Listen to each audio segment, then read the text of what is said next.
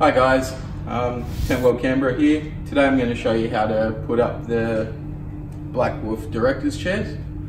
The first thing you want to do is grab the two sides, pull them up, pull the headrest up, and then pull it apart. And grab the locking bar and the handle on the same side, pull it up. It can be a bit tough, so give it a bit of love if you need to.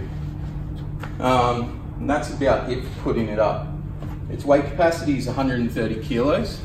Comes in blue and green, and you can get a version with the side tape. Now putting it down with the lock bar, just give it a little kick, push your arms in, headrest down, and then some people seem to get confused here. Grab the arms and pull them down. And you've got a handle ready to go.